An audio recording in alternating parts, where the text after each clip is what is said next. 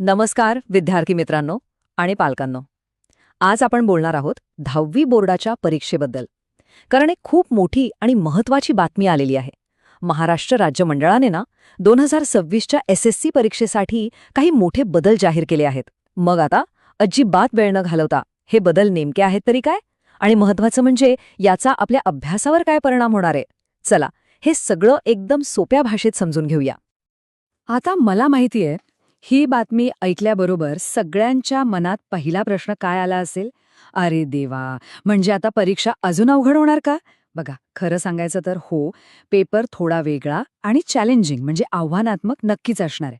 पण घाबरून जाण्याचं बिलकुल कारण नाही. कारण एकदा का आपल्याला कळलं ना की हे बदल का केले जात आहेत, की मग तयारी कशी करायची याचा रस्ता आपोआप सापडतो. हो, आणि एक गोष्ट अगदी स्पष्ट करतो. हे काही असे किरकोळ छोटे मोठे बदल नाही आहेत. बोर्डाने चक्क परीक्षेच्या मूळ ढाच्यातच म्हणजे थेट मुळालाच हात घातलाय. आणि यामागे उद्देश फक्त एकच आहे: परीक्षेचा दर्जा वाढवणं आणि तिला भविष्यासाठी तयार करणं. तर या मोठ्या बदलांमागे बोर्डाची 3 मुख्य ध्येय आहेत. पहिलं म्हणजे परीक्षा जास्त सुरक्षित म्हणजे सिक्युअर करायची आहे. दुसरं, ती सगळ्यांसाठी निष्पक्षपाती म्हणजेच एकदम फेअर असावी. आणि तिसरं, जे आपल्यासाठी सगळ्यात महत्त्वाचं आहे, ते म्हणजे परीक्षा आता घोकंपट्टीवर अवलंबून न राहता संकल्पना खऱ्या अर्थाने किती समजल्या आहेत यावर आधारित असणार आहे. चला तर मग बघूया विभाग 1, विचार करण्याची एक नवी पद्धत. यात आपण प्रश्न समजून घेणार आहोत. तर आता आपण थेट या बदलांच्या हृदयावर म्हणजे सगळ्यात महत्त्वाच्या भागावर बोलूया. सगळ्यात मोठा बदल कुठे होणार असेल तर तो आहे थेट प्रश्नपत्रिकेत. आणि हा बदल असा आहे जो विद्यार्थ्यांच्या विचार करण्याच्या पद्धतीलाच एक नवी दिशा देणार आहे. तर आता प्रश्नपत्रिकेत उपयोजनात्मक म्हणजे ॲप्लिकेशन बेस्ड प्रश्नांवर जास्त जोर दिला जाणार आहे. आता याचा सरळ सोपा अर्थ काय?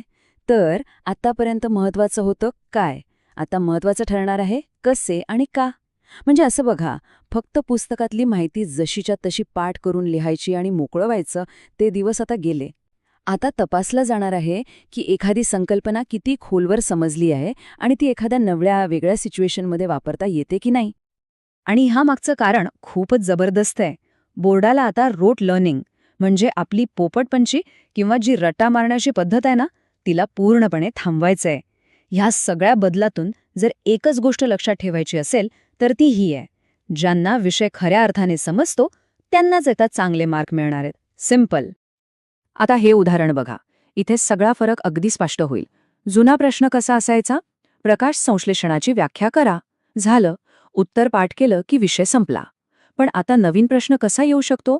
तर निसर्गामध्ये ऑक्सिजनचं संतुलन राखण्यासाठी प्रकाश संश्लेषण कसं मदत करतं ते स्पष्ट करा. पाहिलात फरक? इथे फक्त व्याख्या लिहून चालणार नाही, तर ती प्रक्रिया निसर्गात काय काम करते, तिची भूमिका काय आहे, हे सगळं समजावून सांगावं लागेल. आणि इथेच तर खरी समज तपासली जाणार आहे. आता बघूया विभाग 2, निष्पक्षपातीपणाचा एक नवीन स्तर. आणि यात आपण बघणार आहोत परीक्षा हॉलमधले बदल. कारण बघा, फक्त प्रश्न चांगले असून चालत नाही, बरोबर? परीक्षा देण्याची जी संपूर्ण प्रक्रिया आहे ती सुद्धा एकदम पारदर्शक, एकदम क्लिअर असायला हवी. म्हणूनच आता आपण बघूया की परीक्षा केंद्रांवरच्या वातावरणात नेमके काय बदल होणार आहेत. ह्या नवीन नियमांचा उद्देश अगदी स्पष्ट आहे. परीक्षेमधले कॉपीसारखे जे गैरप्रकार आहेत ना, ते पूर्णपणे थांबवायचे, जेणेकरून जो प्रत्येक विद्यार्थी प्रामाणिकपणे कष्ट करतो, अभ्यास करतो, त्याला समान संधी मिळेल आणि त्याच्या मेहनतीचं खरं चीज होईल. आणि हे करण्यासाठी बोर्डाने 2 अगदी ठोस पावलं उचलली आहेत. स्टेप नंबर 1, आता प्रत्येक परीक्षा केंद्रावर असणार आहे CCTV कॅमेऱ्यांची नजर. आणि स्टेप नंबर 2, प्रत्येक परीक्षा हॉलमध्ये आता असेल दुहेरी पर्यवेक्षण म्हणजे डबल सुपरविजन. हो, अगदी बरोबर. आत्तापर्यंत प्रत्येक परीक्षा हॉलमध्ये एक सुपरवायझर असायचा, पण आता तिथे असतील 2 सुपरवायझर. यामुळे कॉपीसारख्या गोष्टींना तर आळा बसेलच, पण त्याचबरोबर परीक्षेची शिस्तसुद्धा अधिक काटेकोरपणे पाळली जाईल. ठीक आहे, आता पुढचा विभाग आहे विभाग 3, पुढील वाटचाल. आणि यात आपण बघणार आहोत की आता तयारी कशी करायची. म्हणजे इतके सगळे बदल समोर दिसत असताना आपला गेम प्लॅन काय असायला हवा.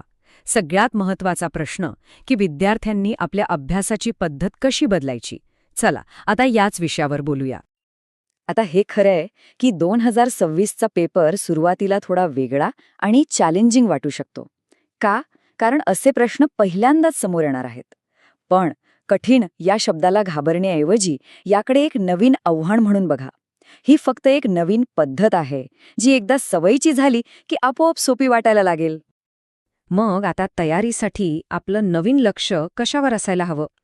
तर सगळ्यात पहिलं, प्रत्येक संकल्पनेमागचं का समजून घ्या.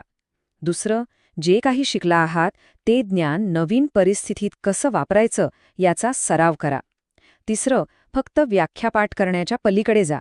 त्याचा खरा अर्थ समजून घ्या. आणि सगळ्यात महत्त्वाचं, या बदलांची वाट बघत बसू नका. आपल्या अभ्यासाच्या सवयी आजपासूनच बदलायला सुरुवात करा. तर मग ह्या सगळ्याचा महत्वाचा मुद्दा काय आहे? एकच गोष्ट लक्षात ठेवा. हे जे नवीन बदल आहेत ना, ते पाठांतराला नाही तर सखोल आकलनाला महत्त्व देतात. म्हणजे ही नवीन परीक्षा पद्धत घोकंपट्टी करणाऱ्यांसाठी नाहीये, तर जे विद्यार्थी विषय मनापासून समजून घेतात त्यांना बक्षीस देण्यासाठी बनवली आहे. ज्यांची समज पक्की त्यांचीच आता चांदी होणार आहे. आणि शेवटी एक प्रश्न नक्कीच विचार करण्यासारखा आहे.